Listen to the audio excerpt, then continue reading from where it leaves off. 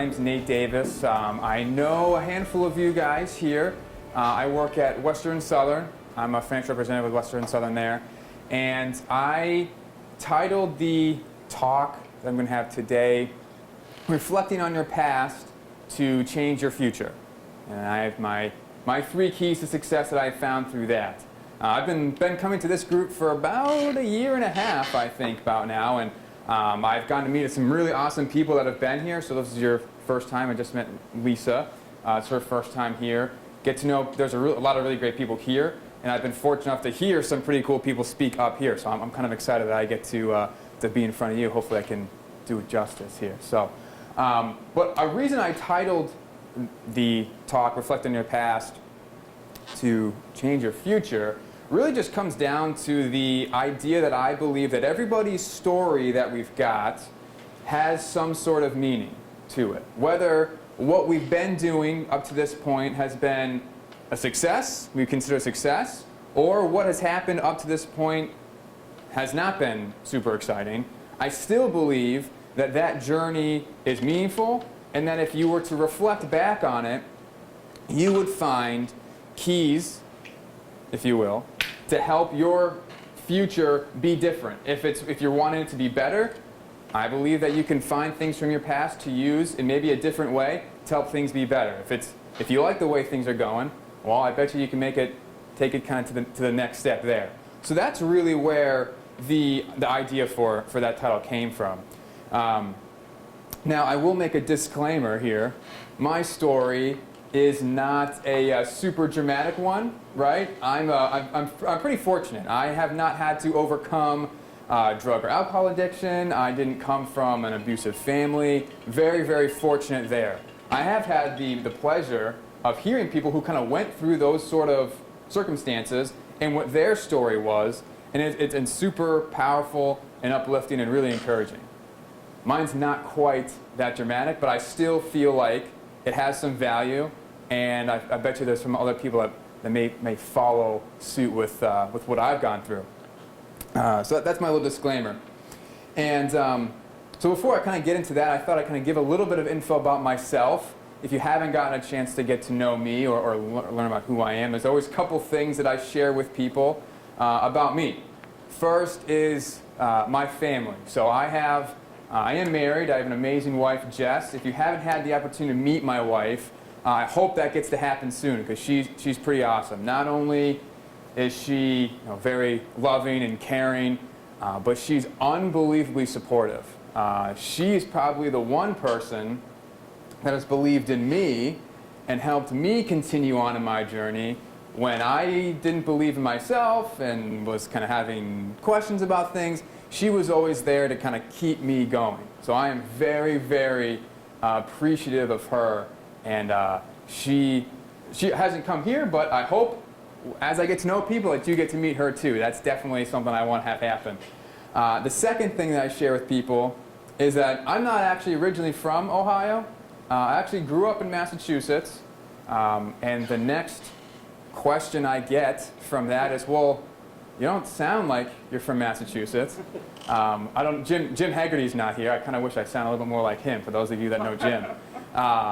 And the reason that is kind of because of the third thing that I share with people, is that I have a little bit interesting family dynamic where my parents immigrated from South Africa to the States to have my sister and myself, to have their family. And my parents do have an accent, although I may not hear it anymore. But you combine my parents' accents with the accents of my friends from Massachusetts, and picking up and dropping things pretty quickly, and I sound like this. And I come to you guys, I spend enough time here, now I sound like you, right? And you can tell me, oh yeah, it's good, we don't have an accent. That's not true. You all have accents. Just wait till you go somewhere else and they'll tell you about that. And the last thing I kind of share with people is, if there's one thing that I've been super passionate about my whole life, it's the sport of tennis. Okay, I've been in tennis my whole life. Racket sports, it kind of came in my family. That's the reason I came to Ohio originally, was to play tennis for Malone University, which is down in Canton. So that's what brought me out here and kind of got this whole journey started, was just following my passion to want to play college tennis. and now I'm still here, which is kind of cool, right? I'm stuck here. No, I'm not stuck here. Not stuck here. But and that's kind of where I'll start with all this. If you don't know a lot about the sport of tennis, how many people here played or know anything about it? All right. Oh, great. Okay, a couple more people than I thought. So there's one thing that I share with people about the sport of tennis is that the mental side of the sport is really, really important. Right? Your mental game is what we call it, or mental toughness is, in some cases, even more important than your strategy and your technique and your skill. Whether you're a professional and you're playing on TV, or, because the French Open's going on right now, it's pretty great, or if you're a junior and you're just getting started, you're middle school and high school, it doesn't matter. Mental game is super important. And that's where I found my first key. I have 3 that I'll share with you today, and that's the first one, is mental toughness. Okay? So really what mental toughness means in the sport of tennis is it means you are able to miss a shot, lose a point, lose the game, lose the set. If you don't know what those things mean, I'll explain the sport of tennis to you afterwards, and you'll catch up. But your ability to lose that and continue on with the next shot, the next point, the next game, the next set, like that didn't happen, right? If you let yourself take that negative momentum, that negative slide downwards, you can see it. It's like plain as day. Oh, they're just struggling. They're not, their mental game, they can't handle it. Now they're just losing the match. Now things are just going terribly. So it's your ability to fight things that aren't going well and have them not affect you and keep going. And when I was in college, playing in college, a lot of the players that I played against were a lot better than me. I was super fortunate to play at the top spots in our team, which meant I got to play the top players on the other teams, which was a lot of fun, but they were a lot better than me majority of the time. So I had to find an edge. I had to figure out a way that I was going to keep myself in these games and give myself a shot. So my mental game had been something that I had leaned on in the past. So there's a couple things that I had done in my career, if you will. One, the very first point that I would win in the match, hopefully it was the first point of the match, I would make sure that my opponents knew that I won that point. And I would do that by, I would give a fist pump right at my opponent. And it wasn't one of these like, it was, I'm playing Derek, and I won that point, and it was right at your, right at you. You saw it, and they knew that I won it. And also what I would do is after every point that I won, I would give a really, really loud, either like, let's go, or come on, or like, even if I was going really well, it'd be like, woo, like super loud. And I know you're probably saying, wow, that sounds like really annoying. It was super annoying, but it worked. It worked in a couple ways. It helped me stay focused.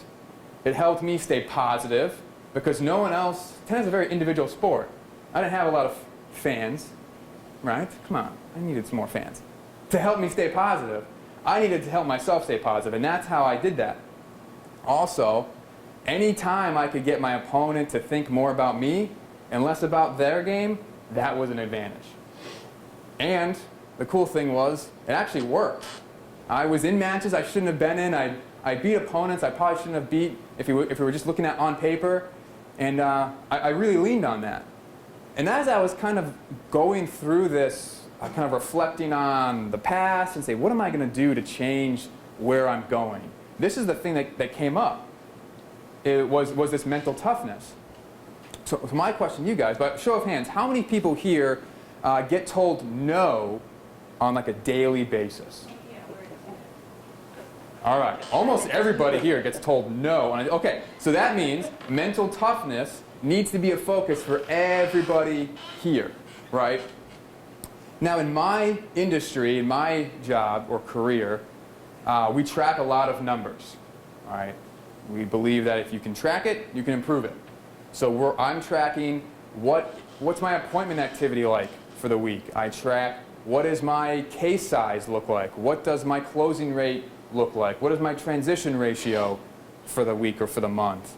Those are just a few. One thing that we don't track is what I call recovery time.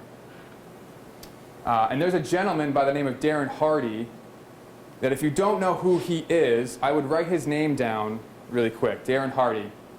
He is a super successful individual. He was unbelievably successful in real estate, and then he's had a couple different businesses. I believe he was the editor of Success Magazine for a while. And I'm getting not, okay, good. And he does a lot of coaching, speaking, mentoring, and he has a daily video series called Darren Daily.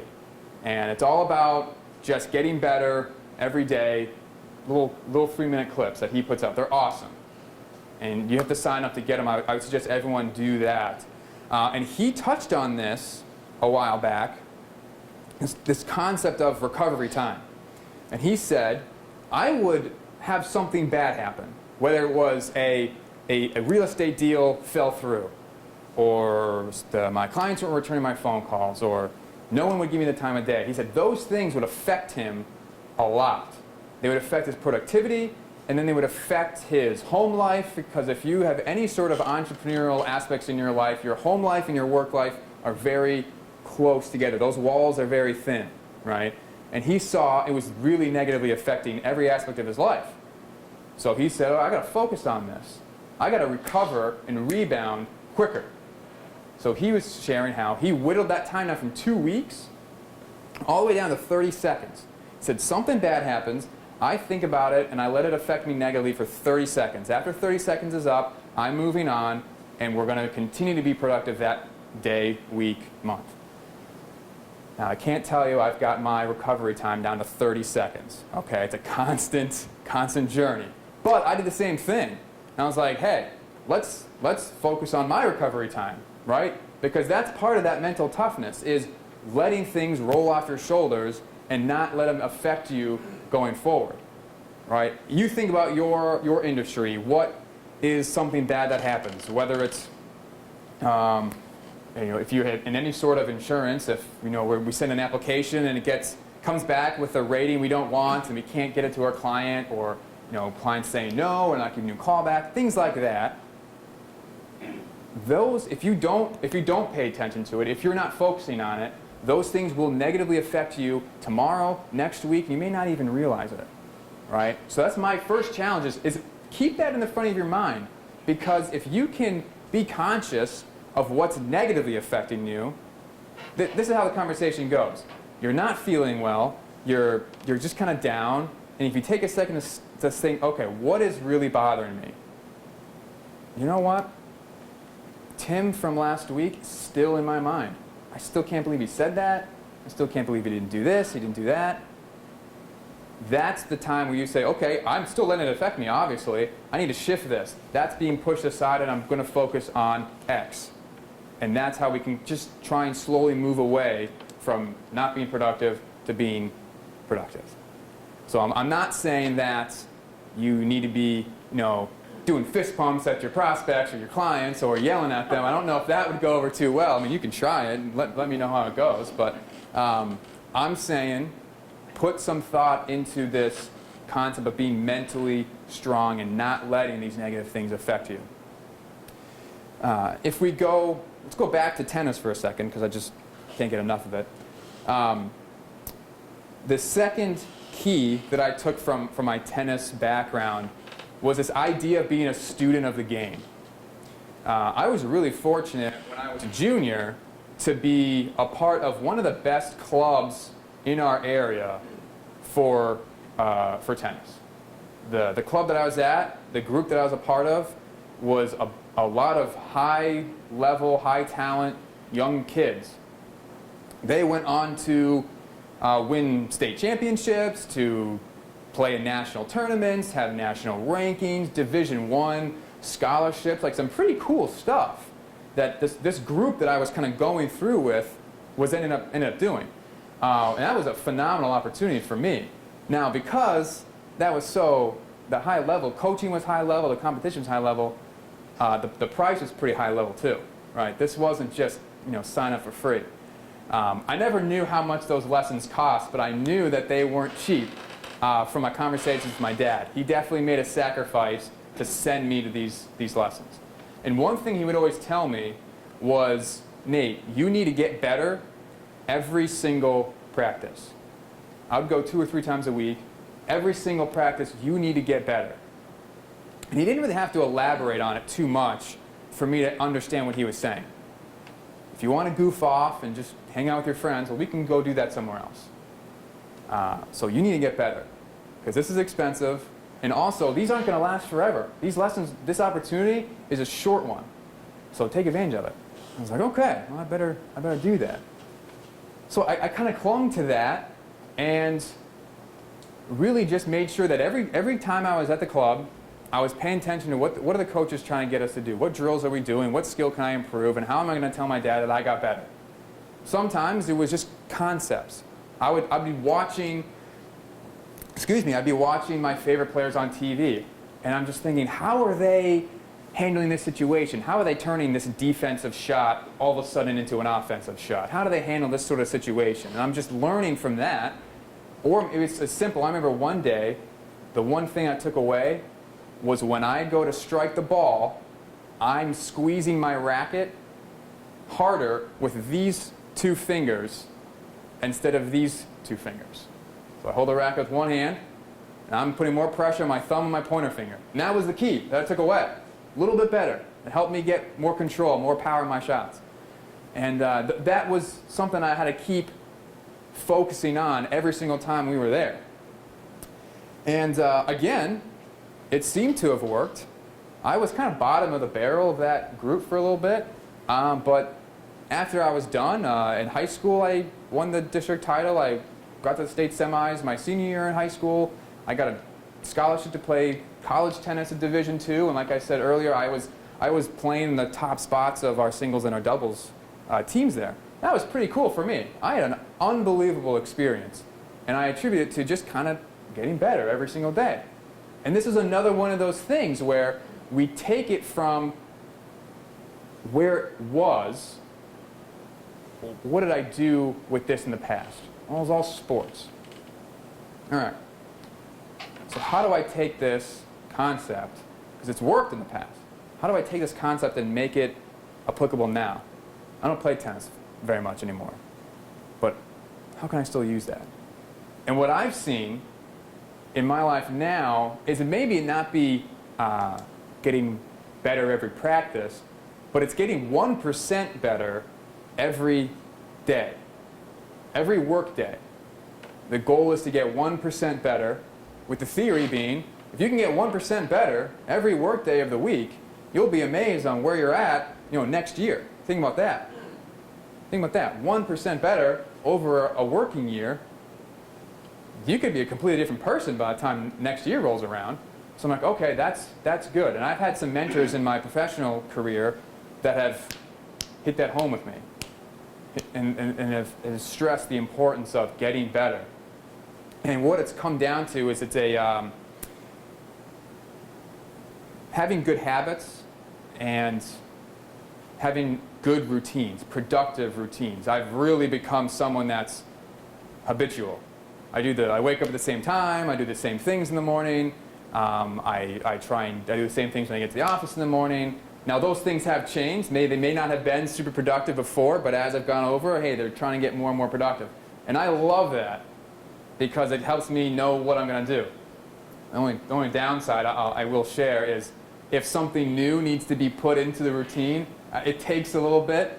You can ask my wife how that's turned out. If she's asking, hey, can you do this? Yeah. Okay, yeah.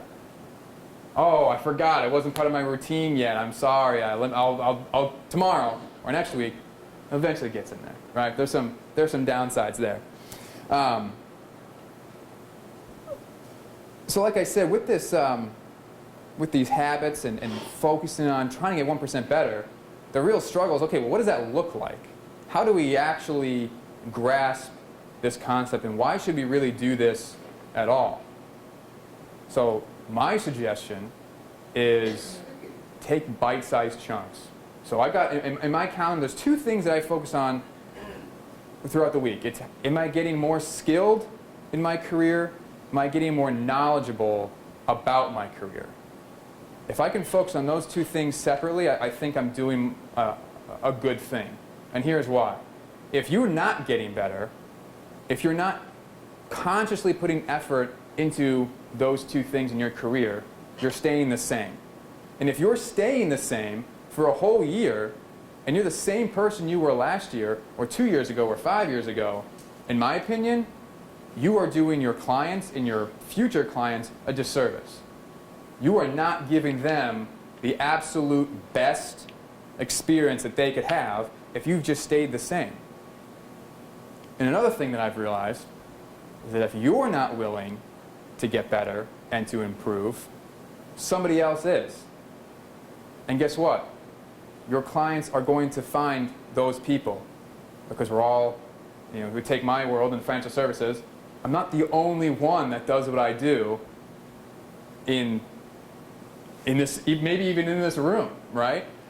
So there's a constant need to want to give my clients, my prospects, the best experience they can have by bettering myself and making sure that I'm on top of my game. Because I mean, shoot, I could sleep in longer. I could spend more time at home. We have a 7-month-old son. I could spend more time with him in the morning. Hey, that's a lot of fun.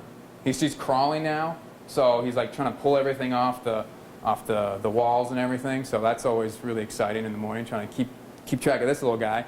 But I don't. I go to work and I focus on these things because it's so important to me that the people that I'm going to talk to today and the people that I'm going to talk to next month that I don't know who they are yet are going to get a really positive experience from me and know that I'm passionate about what I do. So I can't share how you can do that specifically, because I'm not the expert in your industry, thank God. I'm glad that you do what you do and I don't. I do what I do, right? But I would encourage you to figure out what it is for you. Is there a certain skill that you need to be better at that you knew, hey, if I could just improve this one skill, I bet you a couple other things would go well? Or is it just an area of the business you need to know more about that maybe it's changing and there's new technologies or new advice or new concepts that are coming in that you need to stay on top of? Take time every week to do that. I'd also suggest to avoid the thought of, okay, well, I won't do that every day, but maybe at the end of the month, I'll take that last Thursday, and for like 3 hours, I'll just really focus that. I'll take the whole day. I'll take the whole day and just focus on catching up and improving things. I would shy against that. If you're anything like me, you're a little bit of a procrastinator too. You're going to get to that time, may not be super prepared. You'll be focusing on yourself, and then something else will come up, and you'll go over here. You might even get a little bored, and it's not going to be as productive. So I'm a huge component of good habits and good things that you do every day to make that a little bit easier in just 30 minutes, hour chunks in the morning is my suggestion. So really being the student of the game in tennis really helped, and then in professional world, getting that 1% better, still being that student is super encouraging. I'll also say that, again, in my industry in financial services, there are certain designations you can get.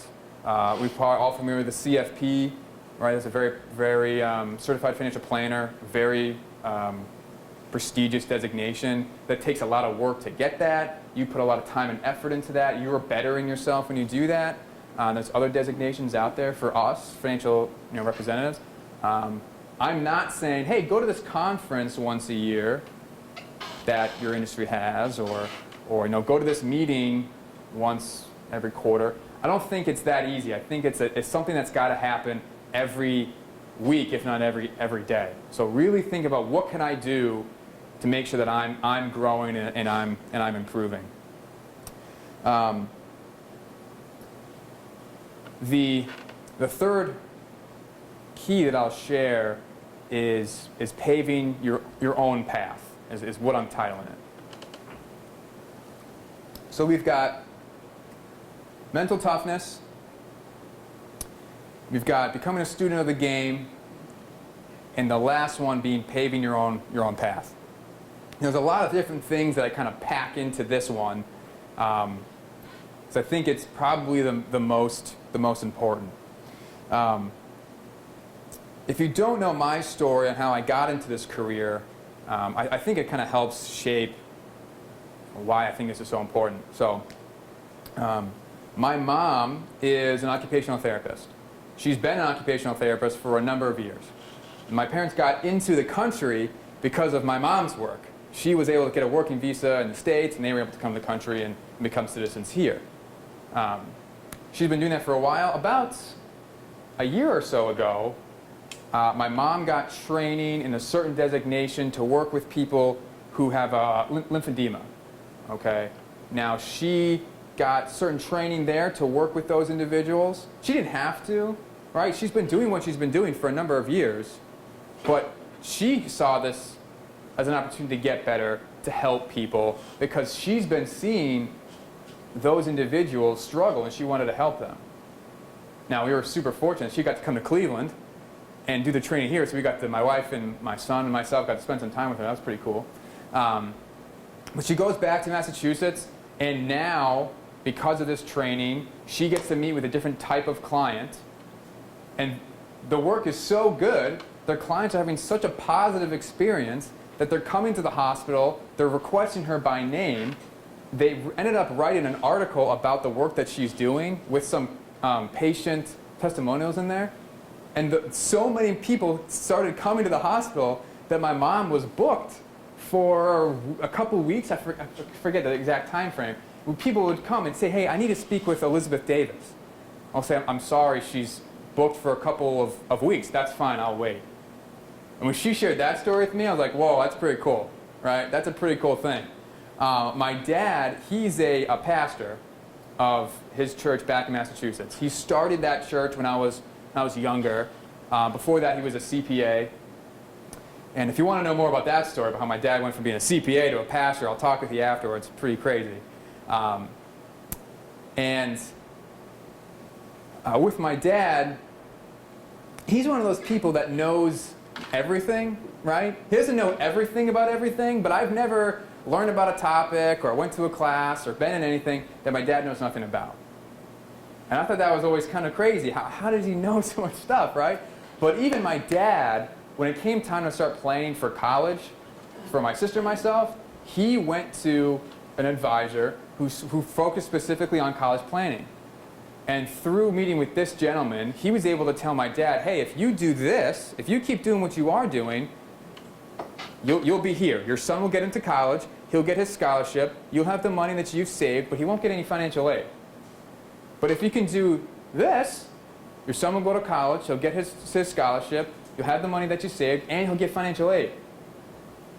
And that totally transformed the way my dad was thinking about it. And it totally transformed the way that my life got to play out. Because I graduated from Malone University in 4 years with a bachelor's. My sister just graduated from Ithaca College in 5 years with a master's, and neither of us have any student loans. Now that is an insane concept to kind of grasp. As I was coming into college, I knew that this was my situation. I was very, privileged to have that, right? And it was not because my family's super wealthy.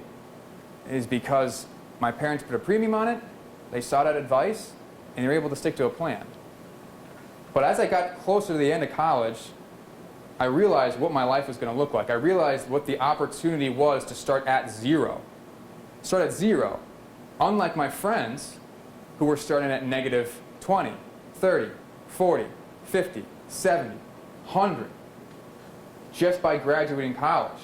I knew I had a leg up. And even now, I kind of think about it, I can't believe that happened. I had a really, really cool opportunity about a year ago. I got to speak with that gentleman on the phone.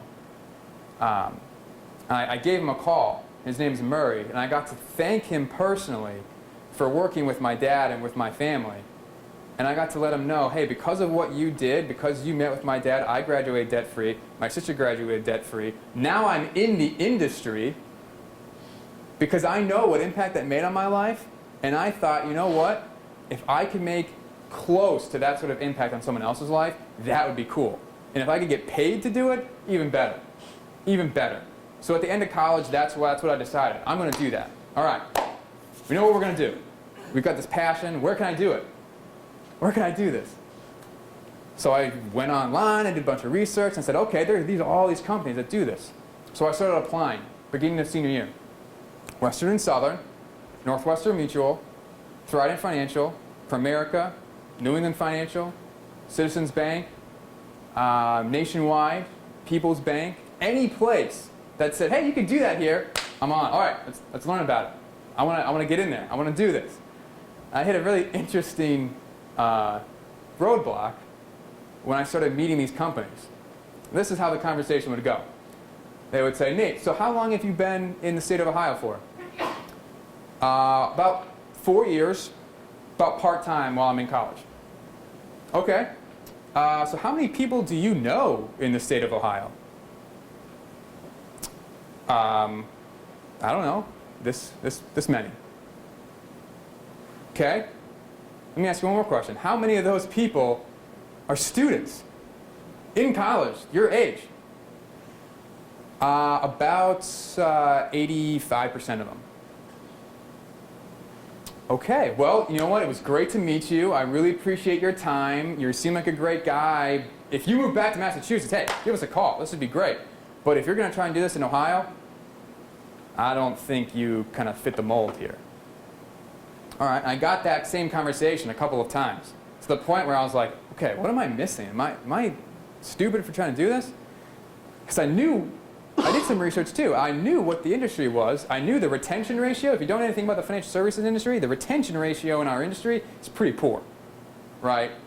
Statistically speaking, if you are the right fit, if you fit the mold, there is a large chance that you will not be in the industry at the end of your first year. In fact, they say you need to make it 5 years before this actually becomes comfortable and easy. I don't think it ever becomes easy, right? And that's for people that fit the mold. And I was being told, Nate, you don't fit the mold. Okay. But I knew, I hung on to that feeling that I had when I graduated college. I knew that I could make an impact here, and I believe that God was kind of pushing me into this industry. Okay? So, Western Southern and Northwestern Mutual gave me the opportunity. I went through the interview process with them, and I ended up picking Western Southern. And I'll never forget the first conversation I had with my agency manager. Her name was Tina Scarpese. She told me, Nate, if you do this the way these people are doing it, you'll fail. It's not going to work. But if you are willing to approach the career this way, learn some new skills, and be willing to take some chances over here, we think you got some potential. You could make it work. So I said, all right, let's do it. And it's been easy ever since. I'm just kidding. No, it has not been easy ever since, right? But that's what brought me here, was this constant battle between, am I good enough to do this? Is this the right fit for me? And when I say pave your own path, what I really mean is you need to, whether it's I'm entering into an industry that no one's done before, right? There's some people that I've met in this group that are doing things that I was like, whoa, that's real? Like, you can do that? That's crazy. Or whether you're stepping into an industry that maybe people have already done, but it's not an easy road. It's not this, golden path laid out to success. My suggestion is you got to know what you're getting yourself into. Know what the obstacles are. Know how big this obstacle that you got is. Now I'll be honest. I think I was a little naive when I came into the industry. I don't think I knew how quite hard it was going to be. But I had an understanding of what the statistics said. And my challenge to everyone here is you got to know that. You got to be realistic with yourself. You got to do your research, know what you're up against as much as you can, listen to what everyone else is telling you, and then you got to go do your own thing. I remember there was one conversation that stuck with me that I had. I was probably just a couple months into this. We were doing event marketing, right? Event marketing. We were at a kind of like a Main Street festival, if you will. We had our booth. We had all of our stuff, talking about Western Southern. It was great. I was super nervous. I had no idea what I was doing. But I had a family come up that I was close with that helped me with Malone. And I was talking with the wife, and I was talking with her about what I'm doing, and she said, so, I mean, this is really cool, Nate, but like, what do you really want to do? You don't want to do this like forever, right? Because isn't part of what you talk about like life insurance? And I was like, well yeah, that's part of it, yeah. And it rubbed me the wrong way. I was like, whoa, that's kind of a weird thing to say. But what I noticed there is that she didn't know what I knew. She didn't realize why I was here. It wasn't clear to her what I wanted to accomplish and the whole backstory that I've got and the passion I have for this. She couldn't see that. And so that was one of those conversations that stuck with me and made me think, you know what, I gotta switch this up a little bit. I gotta lead with myself. I gotta pave my own path here and lead with passion and energy and excitement, because that's what got me into this, and I bet you that's what other people are going to want to see. So I don't know what paving your own path is going to look like for you. I don't know if it's creating a new product. I don't know if it's just shifting the way you meet new people or what it is. But I would encourage you to figure out what it is. And how are you going to do this differently than everybody else if that's what you think you need, right? And not listen to, if I did everything that everyone else said, I don't know if I would be here. Maybe I would. But I think there's something to listening to what people are saying and then doing your own thing, going your own way.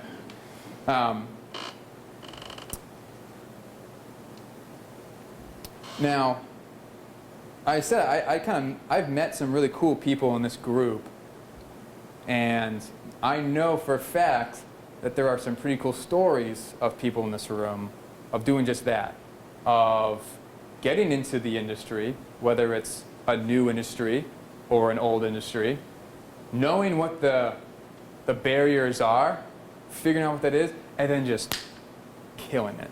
Just absolutely crushing it. Maybe they didn't crush it in the first year, or the second year, or the third year, or the fourth year, but they're crushing it now. And that has been a really inspiring story for me to hear from people from this group.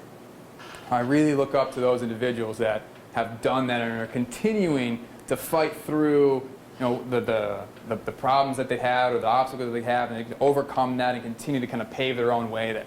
That's super inspiring. If you haven't met someone like that in this group yet, keep talking. You're going to bump into a couple of those people, which is awesome, which is really awesome. So what I'd like to suggest is that after this, the 24-hour rule comes into effect here, right? I mentioned earlier, I want to get 1% better every day. I think that's why we're all here.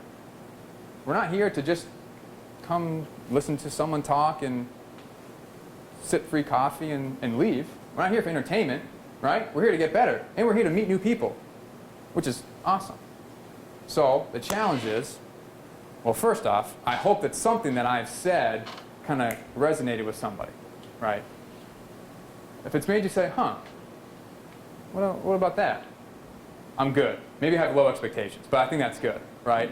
What I also know is that if you wait more than 24 hours to implement anything, every hour after that, it becomes way less likely that you'll do anything at all, which means you are still the same person that you were before, and that's not what we're trying to do. So whether it's focusing on your mental toughness, whether it's trying to pave your own path, or whether it's really diving into what it means to be a student of the game in your industry, or maybe it's something different. That's my challenge, is take that and run with it, and within the next 24 hours, come up with 2 or 3 doable actions that you can do to kind of get you closer to that. I'd love to hear what it is. If you wanted to share with me, tomorrow, next week, shoot me an email or come chat with me here. I'd love to hear about what that is. So I'd love to answer any questions that you guys have about me or what I'm saying or anything in general, really. I'd love to answer some questions and make sure we still got some time for everyone to kind of network here. So I appreciate you guys letting me chat with you for a little bit. And like I said, if there's any questions, I'd love to answer them. Oh, thank you. I have one question. Hold on, wait for the microphone. Excuse me. So with one of the steps you were saying is overcoming the obstacles. So how do you know when you just need to keep pushing through an obstacle and when you need to change course because it's maybe a sign telling you this isn't the way to do something? How do you know when to keep pushing through it or when to just completely alter the way you're looking at the obstacle? That's a good question.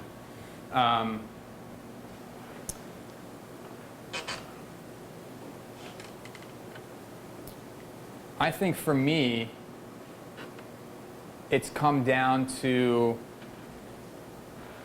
what do I really want to do, right? So an obstacle for me, or for anyone really, is just meeting new people, right? You want to be constantly meeting new people. So if you're unable to meet new people, that can be an obstacle, right? Now, if it goes on for too long, you don't make any money, so that's an issue, right? But if whatever you're doing to meet people isn't working, well, then you got to change what you're doing. It maybe doesn't mean that obstacle isn't overcome. You can't overcome it, but maybe you just got to take a different route. Like I mentioned, event marketing is something that we had done. I did that for a little bit. Wasn't super excited about it. Oh, all right, well, let's do something else. Doesn't mean that I can't meet people. It's just navigating around it. So maybe it's not the obstacle's too big. It's just you haven't been taking the right approach. I think there's multiple ways to do that. Does that answer your question? Cool. That's a good question. Anybody else? Chris. I'm going to run that over. The microphone is for the camera, not for the speakers. So you mentioned something about the recovery time. Yeah. I think this kind of goes with it, is I have always,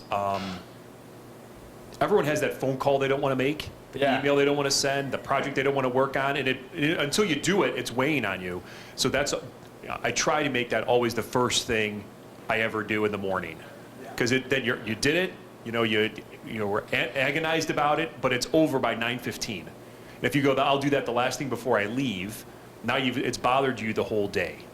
And so that's what I've tried to do, because I'm dealing with other attorneys, and sometimes they're not always the most pleasant to deal with, or there's an issue that's hard to deal with, and the parties aren't on the same size, but on the same side, you just got to make that phone call. But then as to the question about how do you know when you stop trying, is I get that a lot, because a client comes up with some new idea, and they're wondering, how much money do I put into this? Do I take my entire $500,000 401k and roll it over into my business? Because this is going to be the idea that works. And then you just didn't maybe lose a job, you've also lost your whole entire, retirement. And so it's, you really have to look to see, is this going to, do your market research, is this going to make it? We had a client back in the year 2000, hired our firm to put all these shoebox size boxes on telephone poles throughout a whole entire city. And you're like, well, what's that? They're like, well, that's Wi-Fi. We're going to connect the whole town so everyone has Wi-Fi. For the people who are old enough in the room, who had Wi-Fi in the year 2000? No one. And the problem was that company went bankrupt. Great idea. There were no devices. It was so expensive to have this extra Wi-Fi plan on your phone. No computers had Wi-Fi. They were just before their time. And so then you also have to figure out, is the market going to be able to bear my idea? They're like, well, no one out there is doing it. And you're like, well, my question is there a reason why no one else is doing it? Why 3M, why Caterpillar, why these huge companies are like, yeah, we're not going to do that have the ability to do it. So it's tough, to figure out what that, when do you say no and when do you go to a different idea? Yeah, I love what you said about, hitting the things you don't want to do, doing them first, doing them in the morning. Yeah, that can kind of really free up your day, because I know what that's like. You're like, not really looking forward to this, but I got to do it. And if you do it first, then it's done. So I love that. I like that a lot. Anybody else?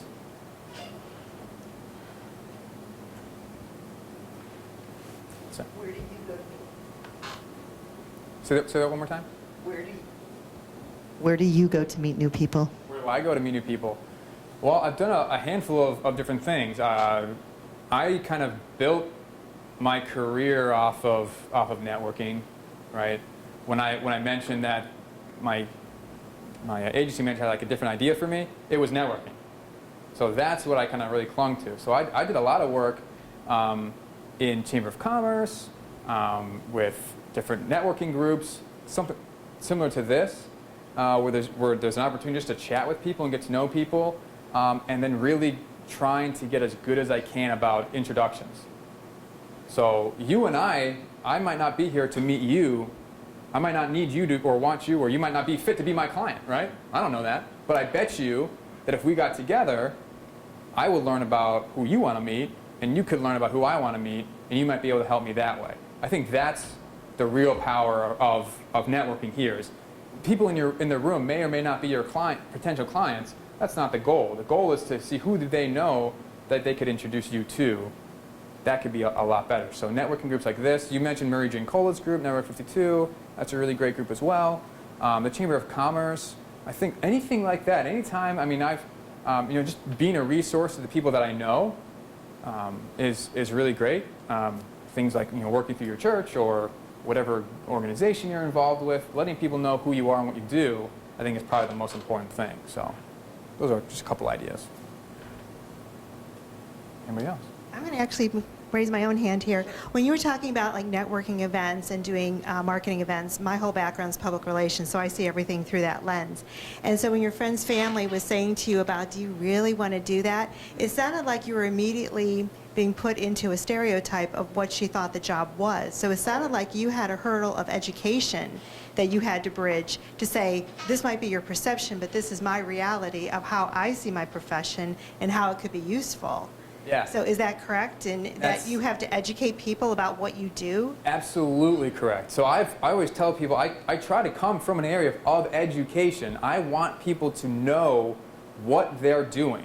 Because I meet people all the time that have really great intentions. They want to do things, so they've set some things up. They maybe met with someone like myself in the past, and they've done good work, but they don't remember or fully understand what it is, or they've met with someone like myself and have had a horrible experience. That's a huge obstacle to overcome as well, because unfortunately, that happens, right? And so just meeting with people and being able to educate them about what it is that I really do and what it is that they have, I think is the first hurdle. And if we can do that, then I think there's a lot of value. Yeah, absolutely. Anyone else have anything for Nate? Thank you, Nate. Perfect. Thanks a lot, guys.